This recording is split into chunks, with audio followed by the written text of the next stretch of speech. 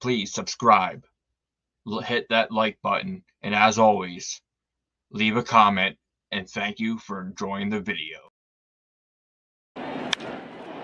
Shot to right, slicing toward the pesky pole, down the line, and it's going to be out of here! Line down the right field line toward the pesky pole, leaping up, and that ball is gone! That's a home run! A lot of our Nesson team as well. High fly down the right field line, headed toward the pesky pole. That one tucked in, and that ball is going to be against the wall and into second base. Number retired, and now Rafaela Devers trying to retire that baseball inside the pesky pole. Welcome to another episode of the Pesky Podcast. I'm your host, Ritt. With me, like always, is the OG George Sutherland. George, what's going on, man? How you doing? Good, man. Good. I mean, Sox are finally home, which is a good thing. Touching ceremony yesterday before the game, which was really nice. The results weren't what we wanted, but did see the big fly leave off the bat of Mr. O'Neill, which is always fun. So this is good. Baseball in Boston again. Yay, team. Forget just baseball in Boston. How about baseball before 9 o'clock? I'm so glad we were off the West Coast, man. I was like up late watching all the games, and it's like, I can actually go to bed at a normal time. Yeah. So, man, let's sit there and go over. Let's talk real quick about the awards race that we have so far. I'll put it right up here for us. So far this season, I'm in the lead with 4. DC's got 1. George, you got 2. Man, the Orioles series, you and DC kind of, your Totally Nasty Awards winner. We're talking about a little bit later. Your picks won't be able to be pitched in this series. Yeah, nor will my MVP pick, and I may put myself in suspension because anybody I've picked lately has gotten hurt. So I may put myself in self-imposed exile. Yeah, and in case you guys didn't know, DC for the Orioles series had picked Pivetta for Totally Nasty Award and Devers for his MVP. The OG, he took Pivetta for his Totally Nasty and Tristan Casas for his MVP. And then all fingers crossed, I took Kenley Jansen for the Totally Nasty Award. And I took my boy, one half of the Super Smash Brothers, O'Neill. Like you said, he welcomed Fenway with open arms. And did you see that great windshield that he took out? Oh, that was great. That was awesome. If you've never had that happen, it's an experience. Yeah, I was talking I was listening to the game today because the game's going on right now. The Red Sox are up 3-0. And man, it was Kevin Millar was talking, and he goes, "That's probably about a $900 windshield with all the sensors and stuff going on nowadays."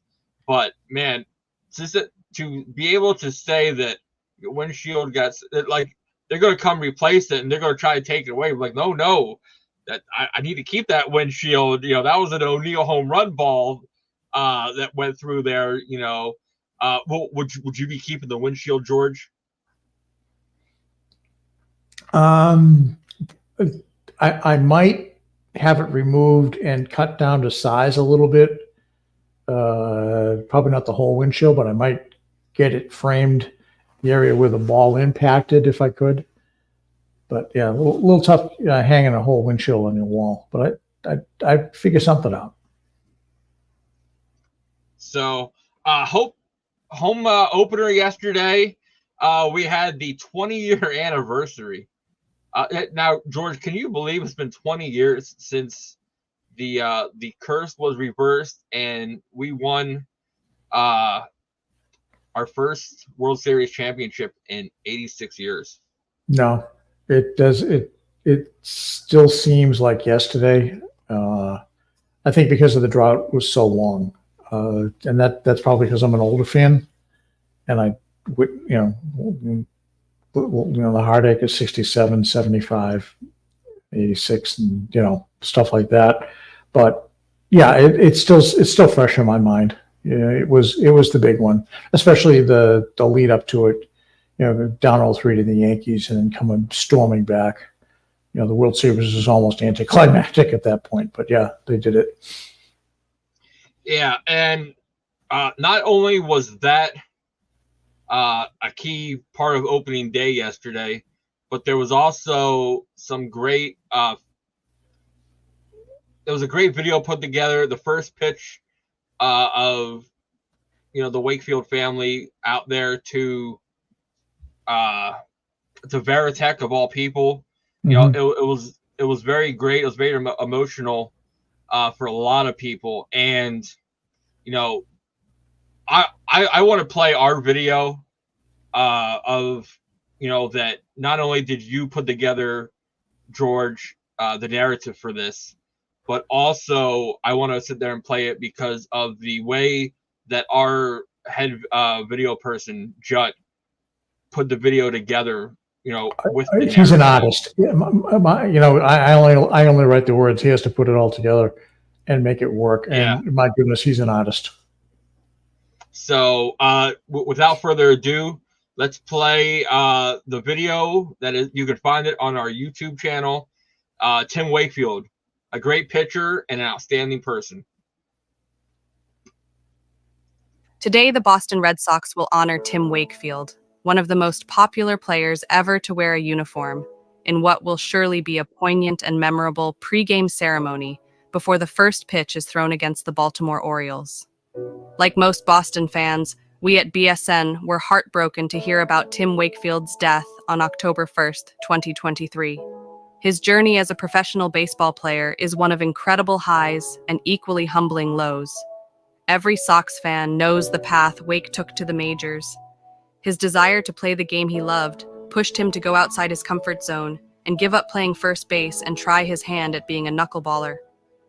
After some initial success, Wakefield struggled and was released by the Pirates almost 29 years ago.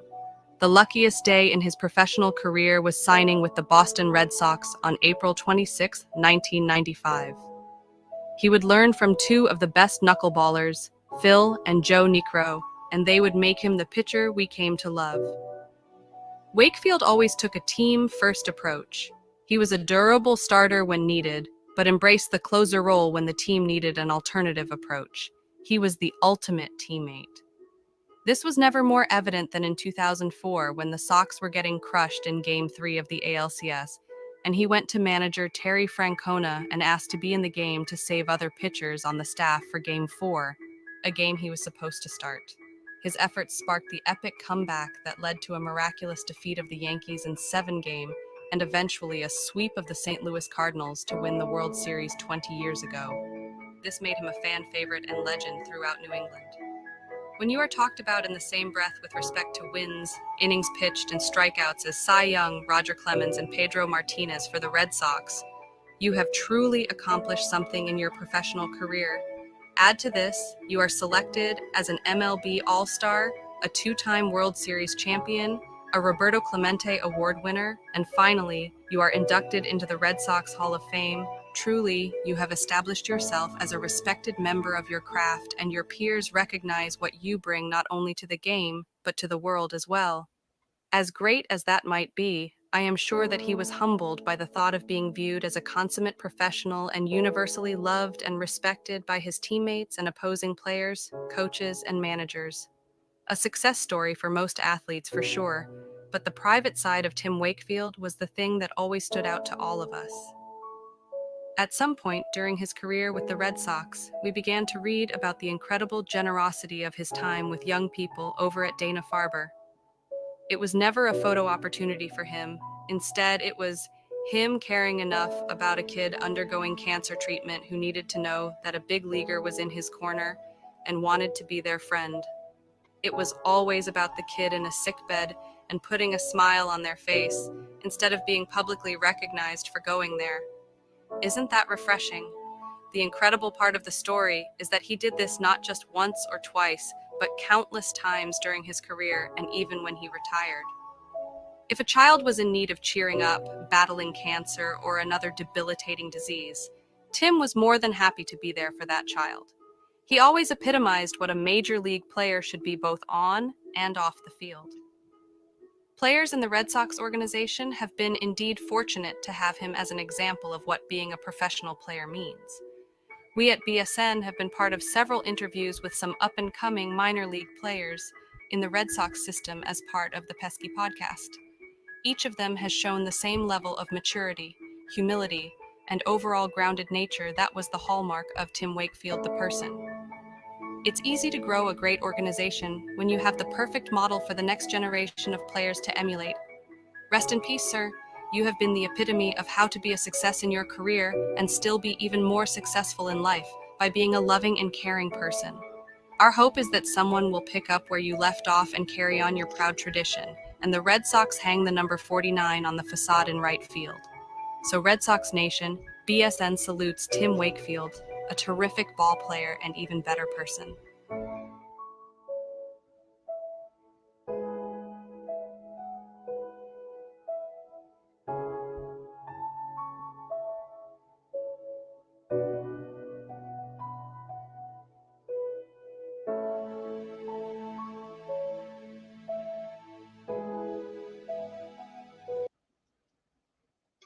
Man, that was like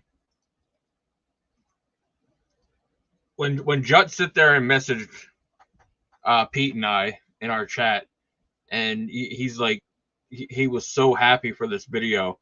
And then when I got to sit there and watch it, you know, it was mixed emotions, you know, a roller coaster, if you would, of like everything that goes on. And, you know, George, it's one thing because I get to read what you write, and then I put in the AI and I got to hear what you write.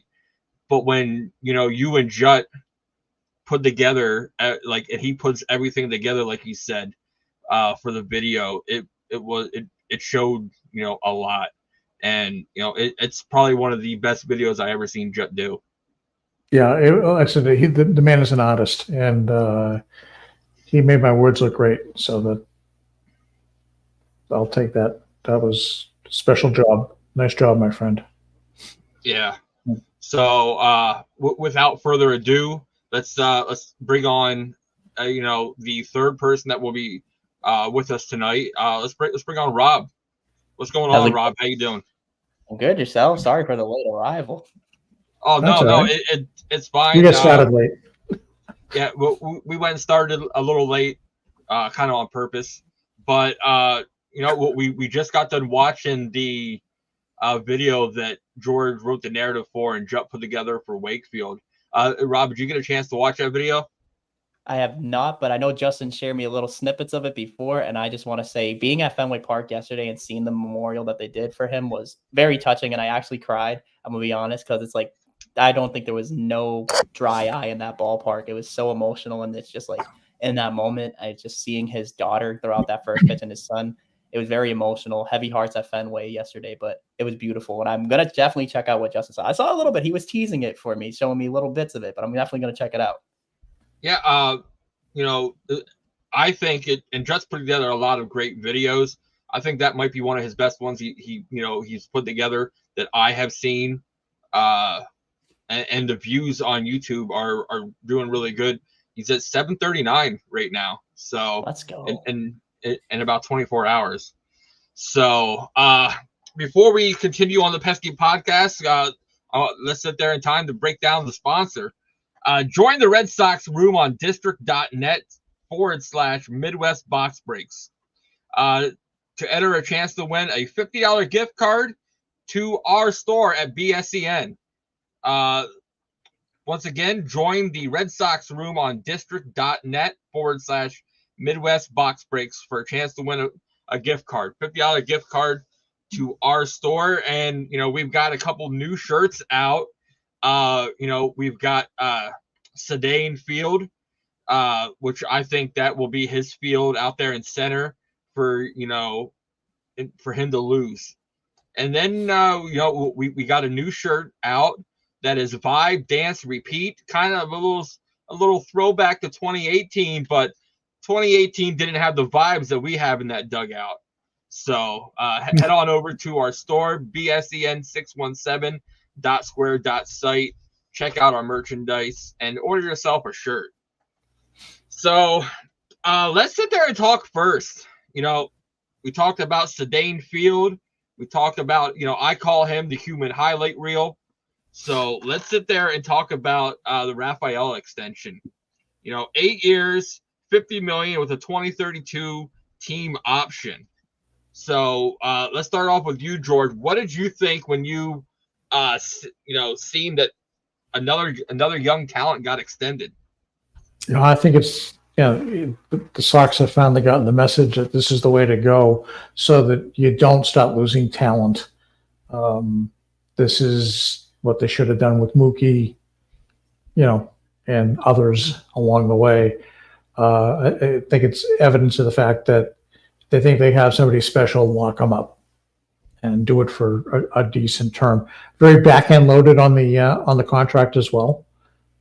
You get a $2 million bonus, and he gets $1 million this year and next year, and then slowly starts to go up. And at the end, he starts making, what I call real money. Not that $1 million a year isn't real money, but he's, it's good. And he's quickly proved to baseball that he is a Gold Glove center fielder, and everybody's going, oh wow. So I smart move by the Sox. Go for it, man. Good job. Rob? I really love this extension. Like George said, it's a great move by the team organization, getting Bayo, getting Rafi locked up, and now getting Sedane Rafaela. Next up, Tristan Casas, make it happen. I really like this move. It's a good team-friendly deal, too. He's making around $62.5 million. It's a good move, especially a year. And with it being backloaded, it makes the team a little bit more team-friendly, allows them to sign players to build the roster for the future. I really like it, too. He has proved he is an amazing defensive center fielder with that play in Oakland. Back-to-back nights, making amazing plays in Oakland. And also, it kind of reminisces, I'm not going to lie, it makes my heart full seeing a guy who could play center field as good as Jackie Bradley Jr. did years ago. So it makes me very happy to have. He has the speed, he has the defensive prowess out there in center field, and he's been looking really good. And I like this. It helps the team out in the future. And obviously, maybe in the future when we get Roman Anthony, does that mean Rafaela takes over center and you can move Anthony to the left or right? We'll have to see, because, man, this kid's a stud, and I'm very happy the Red Sox got him locked up for most of his career. One of the things I noticed yesterday, and they're talking about the fact that there was a fly ball hit to center field, and it did look like he was going to track it down. The bases loaded, and if you notice, none of the runners moved very off the base very far, because they all thought he was going to get it. Okay, this is a kid who's made the big league ball club out of camp after only appearing in 40 games last year or something like that. Here he is, and he's already has a reputation. You probably don't want to get straight too far off, because he will catch the ball and he will throw you out. My goodness, what a way to start your professional career. And the Orioles, as we know, are not a slouch team. So, I think he definitely proved something yesterday with that. And that's a weapon. So Rob, I want to touch base a little bit about what you just said, with Roman Anthony coming up. What is wrong? I'm just figuratively throwing this out there. What is wrong to having 3 center fielders in your outfielder, in your outfield technically? Jarren Duran played center, moved over. Sedane Rafaela played in center. Roman Anthony plays center in the minors, but possibly a right fielder. That just means you have speed, you've got arms, and you've got a lot of talent, a lot of ground that they can cover out there in that outfield. To where it's not a bad thing.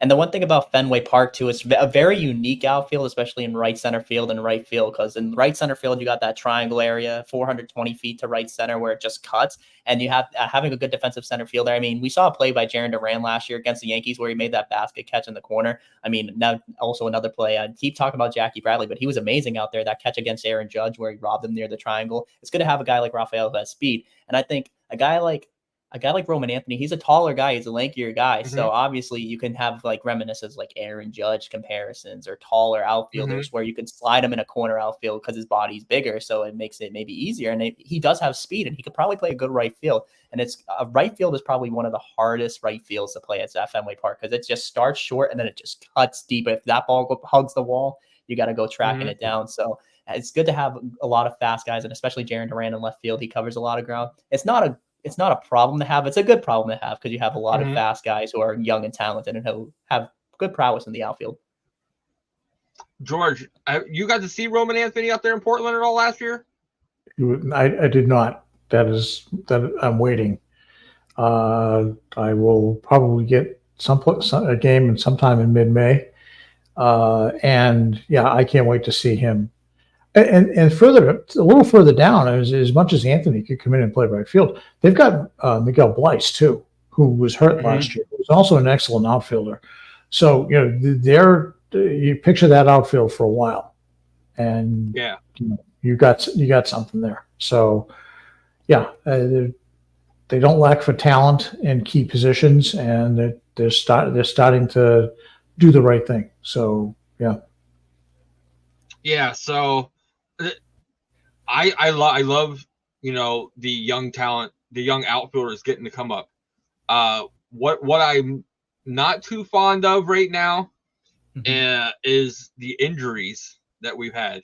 So let's start off with Rob's boy Trevor Story, and man, Casas just went deep. Let's go. Oh, love that. Okay. 5-0. With Trevor Story, the man, he really wanted the season to be his. He wanted to give to the fans, and he literally laid his body on the line, diving for that ball. George and I talked about it last episode, to where we went and we thought it was a dislocated shoulder. Apparently there was a little more damage than just a dislocation, where he's going to be out. They said 6 months, which is technically the whole season. Man, Rob, what does that leave for us? Because that's our weakest position.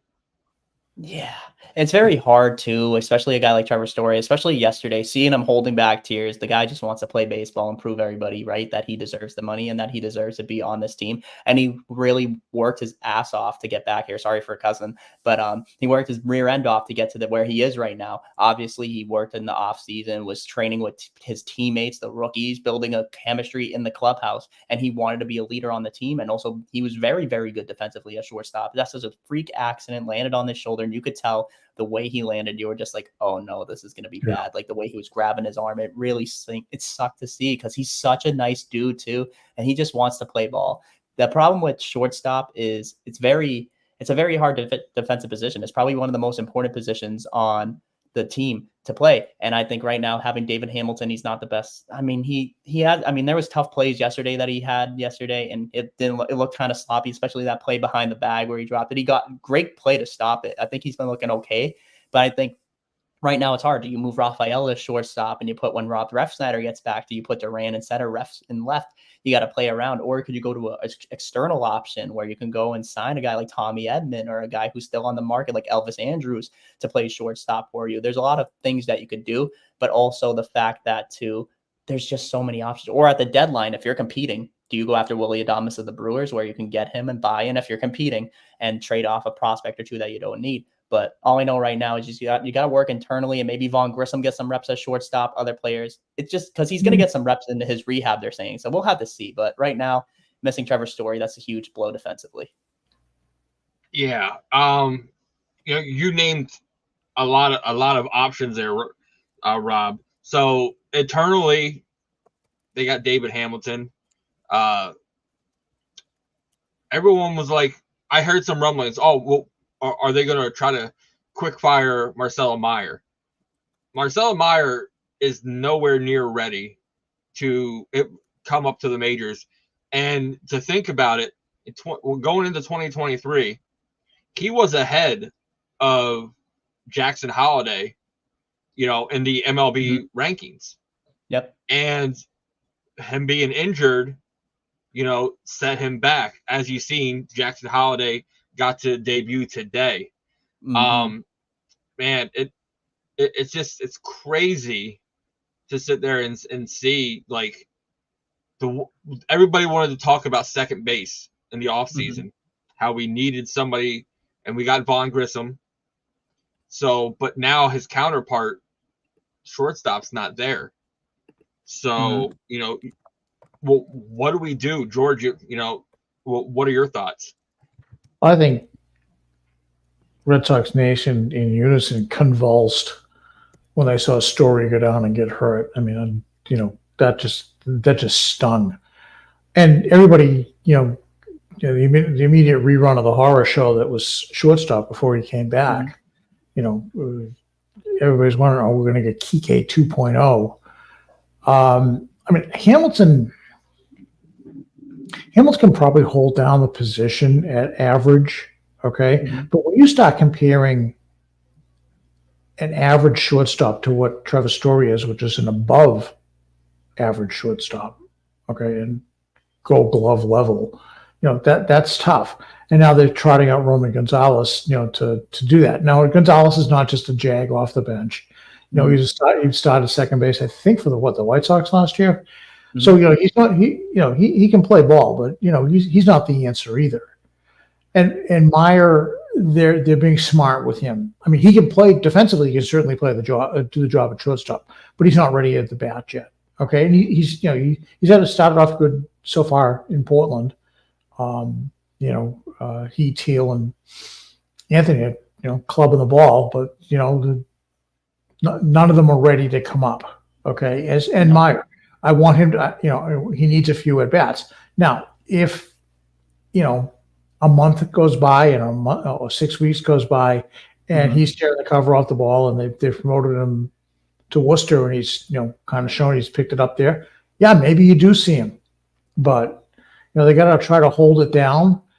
And they by extending Ceddanne Rafaela, when they did, they kind of said, no, he's our center fielder, not our shortstop. And he wouldn't hurt you at shortstop because that's how he came up. He's a plus defender at both. But yeah, I think they set that message loud and clear. I think they're going to try to do it with platoon. I think they're going to play the waiting game. If Meyer gets hot, they bring him up, and if not, what do they do with the trade deadline? Do they go? I said, do they get rid of Willie Adames? Do they? It's Miami's. If they still stink, there's Tim Anderson's out there. I'm a big Tim Anderson guy. Just saying. I know. You in DC. I'm not sold. Andrus.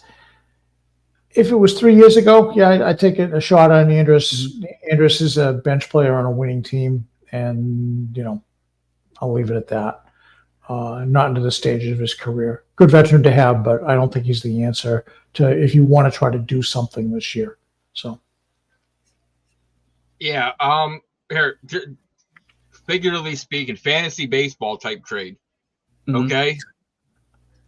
Would you guys give up say Roman Anthony to the Orioles for Jackson Holiday? Ooh. That is a one and one. Ooh. Well, we need shortstop now, but it's a future outfielder we could use. Ideally speaking, if the Orioles were that dumb to give up Jackson Holiday, I'd say I'm like 50-50. I do really love Roman Anthony and how he plays the game of baseball, but dude, Jackson Holiday is a superstar in the making. Oh, I'm like on the fence. I wouldn't at the same time. I'm like 50-50. Both are amazing players. And Jackson Holiday, I mean, can't beat the kid. He's insane. He's so good. I probably wouldn't, just because you got Meyer in the wings. I think he could be good, and you need Roman Anthony right now. But it's close. It's so close. George? Yeah. Yeah, I don't see the Orioles being that stupid. Power hitting outfielders. It's a position they need. I think about it. It was straight up for Meyer. Meyer and somebody else maybe, but not. None. I don't see it happening. First of all, unless Oh, that's why I said fantasy baseball type. That'd be good. That'd be a hell of a trade. Like, could you sit there and imagine then, when Meyer is ready to come up, you can sit there and slide Jackson Holiday over to second. Mm-hmm. You could sit there and take Grissom over to third. Devers at DH. We don't have to worry about those errors over there. But, I can't talk about Devers' errors anymore just because I know they're going to be there, and he's my pick for AL MVP. So I just got to hope that bat heats up a little bit. So, but let's talk about the other, which just kind of shocked me, Pavetta. Mm-hmm. So once again, elbow soreness. That should be the T-shirt there. Elbow soreness. Like, everybody's got it. So, George, what were your thoughts when you heard that he was going to go on the 15-day IL, but it got pushed. It counts all the way back to I think April 6th. His last start. They backdated it. Yeah. First of all, I said, I picked him for the series Totally Nasty Award, so I said, George goes down in the flames with that one. But I don't know. I was. He's another one, not injury prone. So and the Sox don't seem worried about it, which just means it's probably just something stupid. Okay. Mm-hmm. But with everything that's happened, first with Giolito, and the litany of players that have now signed up for Tommy John surgery since the season started. I mean, my goodness, it looks, it's like, COVID all over again, but this time with pitching elbows. Right, it's just good grief, Charlie Brown. I don't think I've seen anything that's bad, but it's also shined a white hot spotlight on pitching.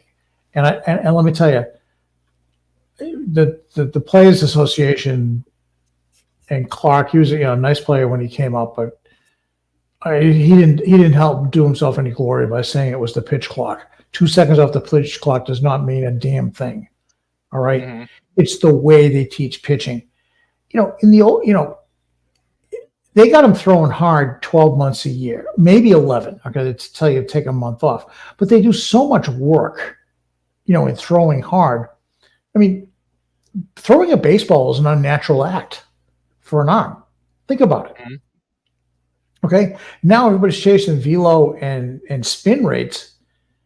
Something's bound to give. I mean, you don't have it. And if you look at the makeup of pitchers who went through their careers and didn't have arm issues, Clemens, Nolan Ryan, what do they all have in common? They had a thick lower body. They threw with their legs, not with their arms. Okay. Mm-hmm. They provided the power came from their body, not their, and they smart motion on the other thing. Now you get these kids, with the ball hanging up around here, but it's not over the top. Right? It's way out here. I'm sorry. I'm not a doctor and I don't pretend to be one, but that's an unnatural act. Okay. It just seems to me, if you do that much and you do enough torque with it to try to get some spin, something bad's going to happen. And everybody's lifting weights too. I made a joke about it before when we were talking about O'Neill. Is not too many jacked players are pitchers, but yeah, I mean, everybody's lifting weights and stuff like that. You're not learning your craft. I don't know. It just, and I don't want to throw Andrew. I don't throw Bailey under the bus because I don't think he's to blame here. I just think it's there are other things going on. So, yeah, I was a little surprised because he was supposed to pitch game 2, but with the day off on Monday, Cutter Crawford got this, to move up. Whitlock will be tomorrow, and then it's like, okay, who's going to be the fifth one? I think they're going to bring Anderson in to stretch it out now, for a little bit. So George, you and DC were talking in our chat, and you guys were kind of leaning towards, are they going to stretch Winkowski out? You've seen him, what was he at, like 63, 65 pitches? They hung him out to dry yesterday. Now, I don't know whether that was a precursor to saying you just inherited the number 5 spot. I don't see it. Winkowski's too valuable to you as the bridge, when you need a power arm to get you a couple of innings. I don't think Anderson's a bad choice. He's been a starter. He's done mop-up duties. He threw 60 some odd pitches the other night to finish out up with the Angels. I don't see the issue there. They're talking about maybe bringing Criswell up from Worcester. We'll see. I mean, who knows? I think right now the answer is Anderson. He's already there. He's got some success as a major league starting pitcher, and as a 5 temporarily until Pivetta comes back. Yeah. Don't screw up. And as of right now, it's only two starts that Pivetta is scheduled to miss. I think the big thing with Winkowski yesterday was he knew he could stretch him out. Cora didn't want to go through the bullpen when he knew the game was out of reach anyways. Right. He's gonna need the bullpen tonight, just like I predicted on Sunday. There, George, Kenley Jansen, those 2 saves. So right now, you're begging, buddy. You're begging. Hey, I have to. I got to try to stay in the lead. So, especially when you guys took Pivetta, so that took you guys out right away. Oh yeah, yeah. You seem upset about that too. I can tell. I was a little heartbroken. But Rob, who do you see? Filling in for those 2 spots. One thing I can see, and I'm glad to see that about Nick Pivetta, that they're saying that it came back negative, no serious injury as of right now, at least as we know, which is good to see because that's scary. We already have a pitching plethora where there's only a couple guys, so it's a little scary. It's good to know that he'll only miss a start or 2. Like you said, I think Chase Anderson could probably spot fill a couple starts, get him some more reps down there in Worcester. He's seen him in the bullpen too. He looked pretty good in the bullpen, but he's had spot starts before in his career. I think he also played, did he? Don't quote me if I'm wrong. I think he played in Colorado as well a little bit. So he played for Colorado and LA. He looked pretty decent with the Angels. I think having him fill in a couple starts will be good. What I like that the Red Sox did today is they kind of pushed, they're trying to figure things out so guys have rest. They bumped up Cutter Crawford, who was supposed to be, tomorrow's starter. So they bumped him up, which is good. He also looked very solid, which I love. Cutter Crawford's my pick to click this year, by the way, for pitchers. But I think, Chase Anderson, definitely give him a couple spot starts, see how he looks good. I could see Winkowski getting a couple starts if needed, but I honestly feel like one of those 2 guys should be there. And I wouldn't mind. Richard Fitz, if he's ready to go, he's in Worcester right now, I believe. If he's ready to go and get called up and he needs to be put into this rotation, give him the opportunity to pitch at least 1 start and see how it goes. Because if you got to go with all your weapons you have, especially young talent that can only fill in a couple starts. And we've seen it a lot last year. We don't want repeats of last year where we had bullpen games, where we had Brendan Bernardino and Nick Pivetta going back to back. We just want health. And Lucas Giolito going down with that injury sucked. And then obviously Pivetta, thank God it's just a freak injury, but hopefully nothing more. But definitely Chase Anderson, or I could definitely see Richard Fitz, even if needed for an emergency start. Hey, Rob, 2 things. One, you and I, we're definitely on the Cutter Crawford train together. I'm big on him since last year. I love the kid. That's Ritt's pinky boy. I'll tell you. Exactly. And Rob, I agree with you. If the dick fits, pitch him. You know what I mean? So maybe bring him up for a spot start. But I think MLB should make the rule where you can only have one starting pitcher out with an elbow injury at a time. Like, and then like the teams that don't have one, you got to pick one to put them out and not pitch them because, you know, they're all across the league. There was what, like almost 20 starting pitchers. Mm-hmm. Like, and that, like I pull up the list if I could, but my God, like a few. I know. It's out. Strider is one. Framber Valdez is another guy. Yep. There's another guy that was Valdez, there's another one that's like a big name. Senga, yeah. So Senga, yeah. And I don't know if it's just this. I don't think it's the pitch clock going down 2 seconds. So that doesn't really affect anything. It's definitely the arm angle, like George said. Because growing up in high school, I was kind of like a pitcher. I'm a lefty, but even when I pitch, a lot of guys, younger guys, I did the same thing. Pitch at a 3/4 quarter arm angle. We don't pitch straight over the top. As a lefty too, you have a little bit more of deception. You hide the ball, but I just feel like a lot of guys throw at that 3/4 arm angle or that side arm angle, and if that's what it is, you're putting more stress on your shoulder because you're holding your arm a certain way. You're not going over the top where it's just a straight motion down, and you're going to put stress on your shoulder, and that's what.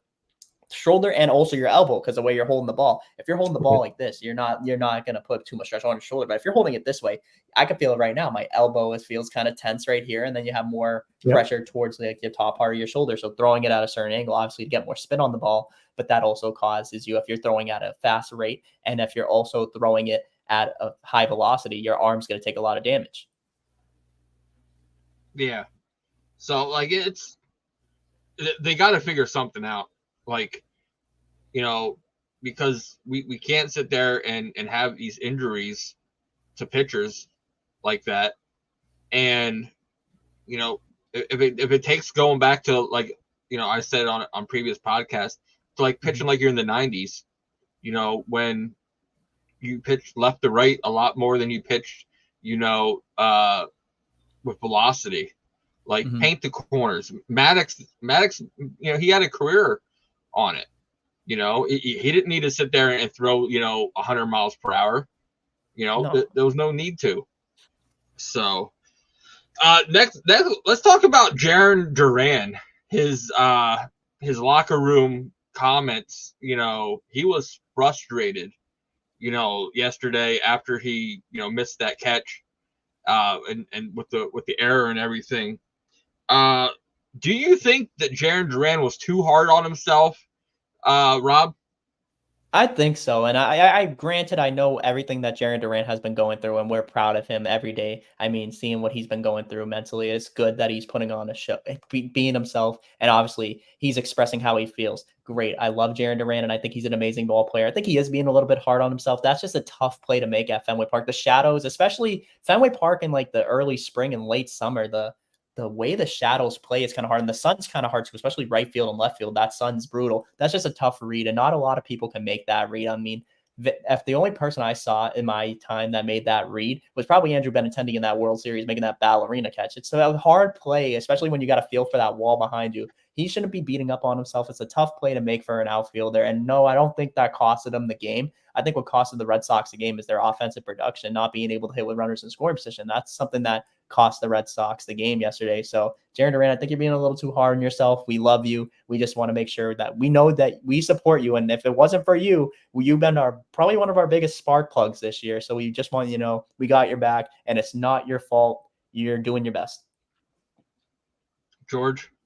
Yeah, I'm with Rob. I mean, it's not as though this year he hasn't done anything, you know, and he's been a disaster. Okay, he got thrown. He made, you know, he's a young kid. He's going to make mistakes, but you know, it's not for lack of trying. You know, he was trying to be aggressive, and that's his game. Okay, be aggressive and whatever. He made a mistake. He owned it. Okay, which is good. He didn't like walk away from it. You know, he's trying very hard to belong and show that he belongs here. And yeah, okay. He has struggled. You know, he's been very open about his, you know, being depressed and all of that. And he's been very open about it, and he's taken a whole new look and attitude to his life. Terrific. And part of that is owning what you do. So yeah, I mean, he came out tonight. He's 2 for 3 so far tonight. I mean, he's, whatever it was, he got it out of his system, and he's returning to, the table set that the Red Sox need. So, yeah, you can't sit there and blame that whole game yesterday just on you. No. Like, they didn't lose by 2 runs. They lost by a lot more than that, and there was a lot more defensive,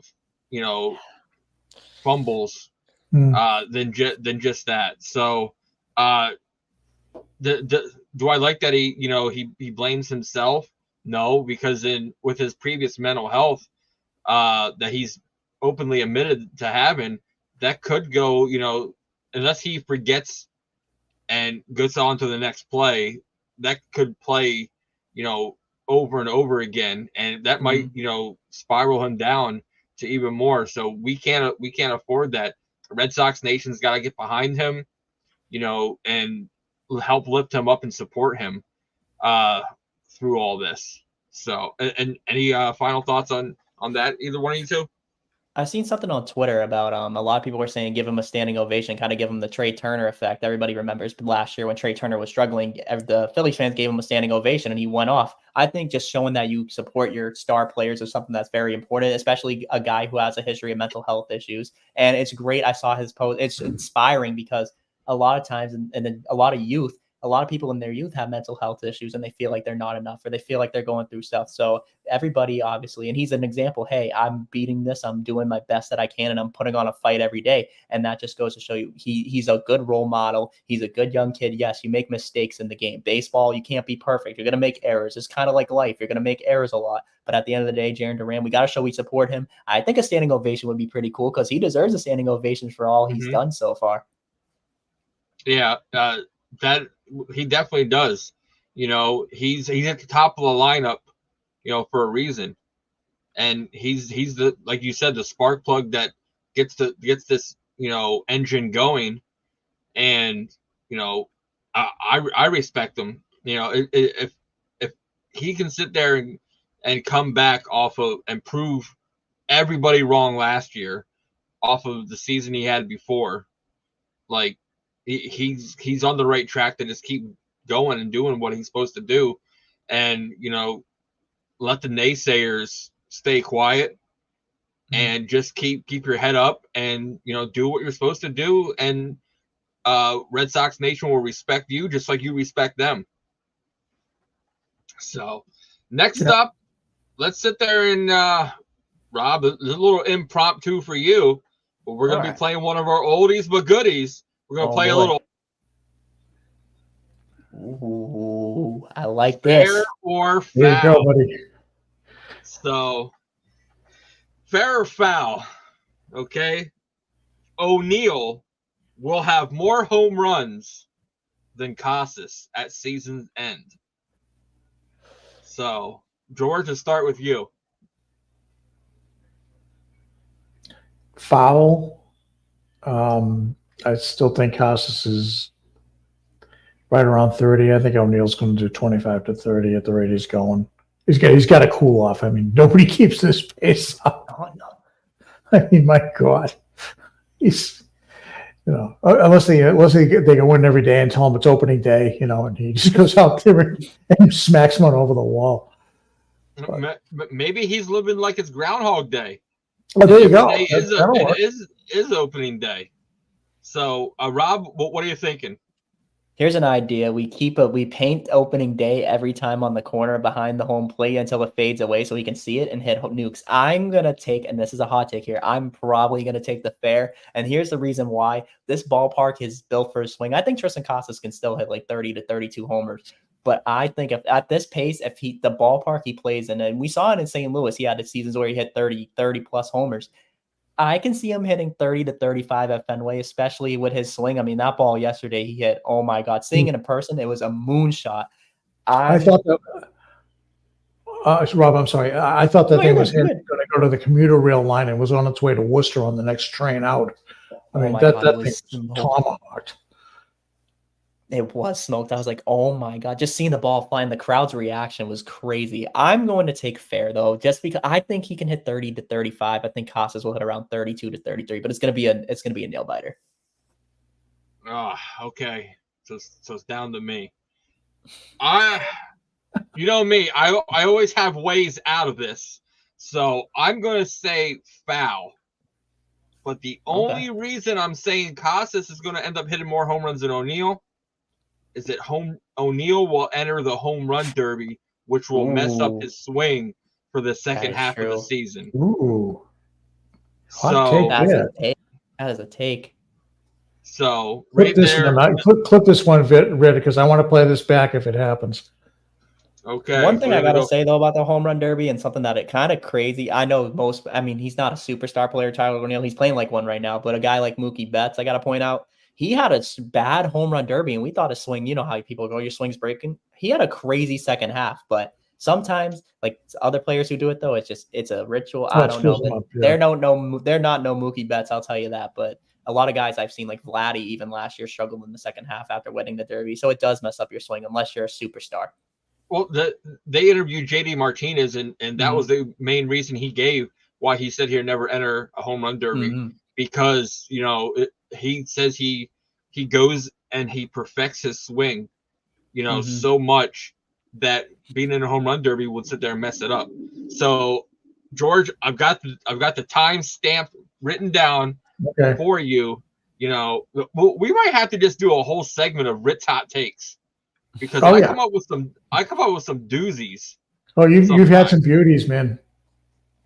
So, but yeah, I'm gonna go foul with that also. So next up on fair or foul, Ceddanne Rafaela will spend more time in the infield than he will in the outfield this season. So, Rob, let's go for you. I'm going to go hard foul on this one. I think, like George said earlier in the episode, I think they made it clear that he's going to play center field. And hearing things about having Vaughn Grissom and them rotating shortstop with David Hamilton, I'm going to take a hard foul on this one. I love him, and I wouldn't mind him at shortstop because he's a great defender.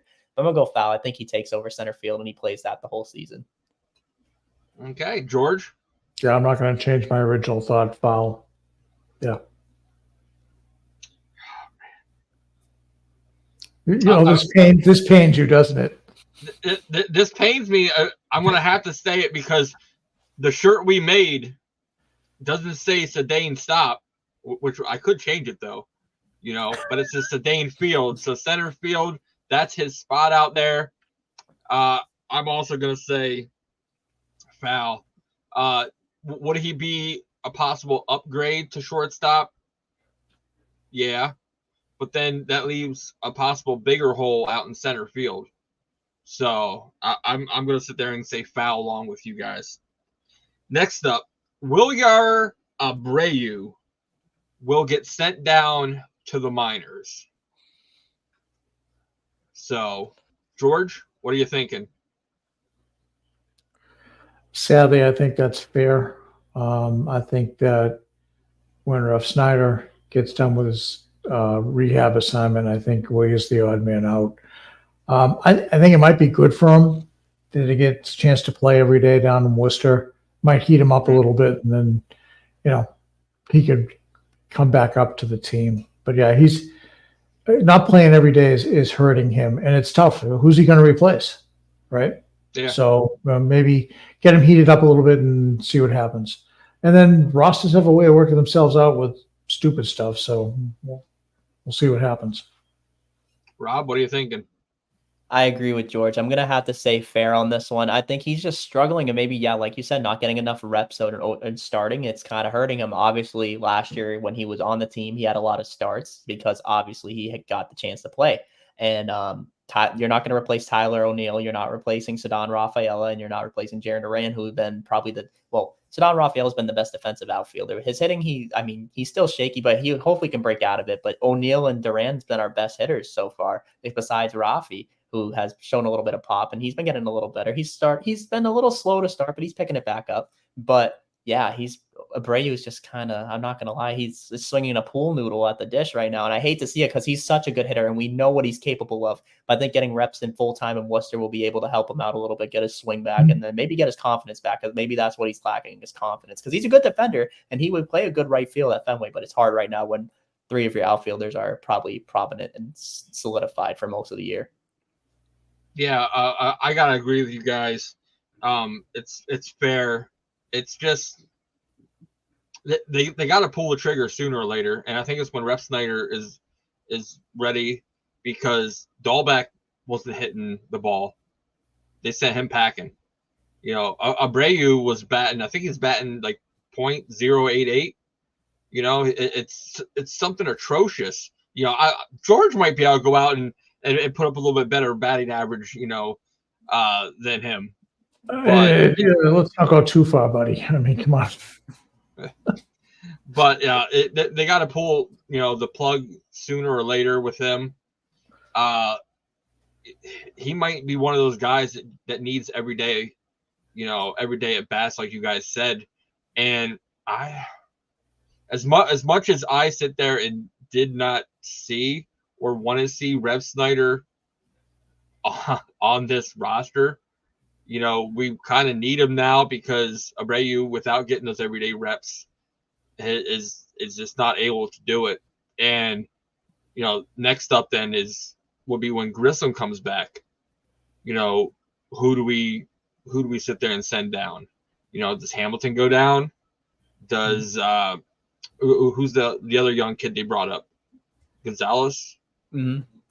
Yeah. You know, does he go back down? You know, you probably got to go whoever has the hotter bat. So, but last but not least, for fair or foul, there we go. The Red Sox will lock down another young piece before season's end. So the Red Sox are going to lock down one more piece before the end of the season. So, George? I think that's fair. I mean, I'd like it to be Tristan Casas, but if Vaughn Grissom comes up and does what he's supposed to do, it could be him. Casas seems, whoever his people are, seem to be playing hardball. So, as much as I like it to be, and he's letting him. He's like, he goes, yeah. They worry about the finance. I worry. They know the number that I'm worth. Yep. They're gonna get it for me. So that's, you know, that's gonna be kind of fun to see. Rob, what about you? I'm gonna say fair. I really want it to be Tristan Casas, but I'm not gonna lie. A guy that I can see the Red Sox locking up. I think they lock up another pitcher, and I think it's our guy, Cutter Crawford. He's shown that he has been improving each year, and he's been dominant and a solidified starter in there. He'll be a great number 2 or 3 in the future.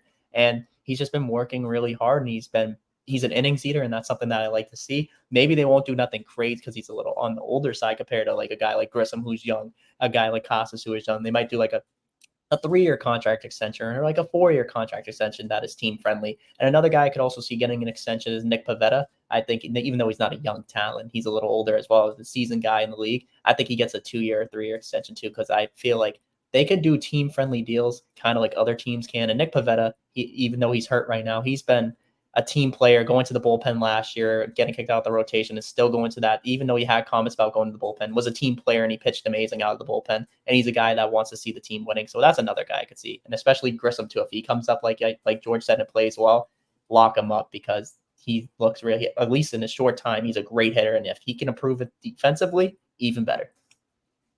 Yeah, I'm with you, Rob. Cutter Crawford, 5-year extension. You know, this is where I said he's going to get up to the 170, 175 innings pitched for the season. He's going to solidify him. Like you said, if he could be a number 3, like he is now, and continue that way, you know, I like Crawford, you know, to get that extension. Do we need to sit there and get the other pieces locked up? You know, we don't need to worry about that yet, because the Myers, the Anthonys, the Teals, they still got a couple more years to even show if they're MLB ready. But the guys that are there now, you've got to lock up those pitching staff that we need. We locked up Bayo, Crawford could be next, you know, and then you can fill in pieces around them for the future. So there was our segment of fair or foul. So we don't need to hear that, Rob. Sorry. 7-5 O's. Oh man. So we won't be doing giving our picks for the Angels live on the podcast. We will be putting them out there once the pitching lineup, pitching matchup for the Red Sox will be sent out a little bit later this week. We'll put that right out there on Twitter. We do have huge news for Sunday. We have a minor league starting pitcher who first game pitch, George, tomorrow. Tonight we got tomorrow. Tonight or tomorrow. We got David Sandlin coming on the podcast. Enter Sandlin. Oh man, George, you know me. I've got a little intro video already in the works when we introduce him, so I kind of can't wait for that. So that would be Sunday. Sunday, I think we're going to be doing a double header where we're going to have the David Sandlin interview, and also we will be having our Guardians. I almost called them the Indians. That's hard.